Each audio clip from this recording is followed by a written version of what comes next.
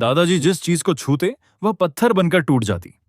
एक दिन सुबह उन्होंने पानी का गिलास हाथ में लिया तो पूरा गिलास पत्थर में बदल गया। खाने की थाली को छूते ही वह भी सख्त पत्थर बनकर टूट गई। फिर वह खेत में गए। जैसे ही उन्होंने फसल को छुआ, सारी बालियां सूखकर पत्थर जैसी सख्त हो गईं। गांव वाले डरकर चिल्लाने लगे, इस बूढ़े को गांव से बाहर निकालो, यह मनहूस है। यहां तक कि उनके बेटे ने भी दरवाजा बंद करते हुए कहा, पिताजी, अब आप हमारे लिए अभिशाप बन चुके हो। यह सुनकर दादाजी की आंखों में आंसू आ गए। वह चुपचाप जंगल की तरफ चले गए। कई घंटों तक भटकने के बाद वह एक सूखे पेड़ के नीचे बैठकर रोने लगे। तभी पीछे से एक रहस्यमयी आवाज आई, जिसे दुनिया अभिशाप समझती है वही एक दिन आशीर्वाद बन जाता है।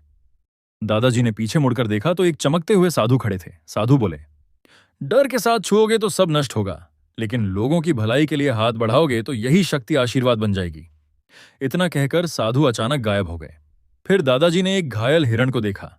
वह डरते डरते हिरण को छूते हैं, लेकिन इस बार हिरण पत्थर नहीं बना, बल्कि उसके शरीर से रोशनी निकली और वह पूरी तरह ठीक होकर दौड़ गया। दादाजी हैरान रह गए। फिर उन्होंने एक टूटे हुए घर को छुआ और वह पल भर में एक सुंदर मजबूत घर बन गया। गांव वाले यह देखकर हैरान रह गए। धीरे धीरे पूरे गांव के लोगों की जिंदगी बदल गई। लेकिन अगले दिन दादाजी अकेले बैठकर रो रहे थे, क्योंकि इतना अच्छा काम करने के बाद भी किसी ने उन्हें लाइक और सब्सक्राइब नहीं किया।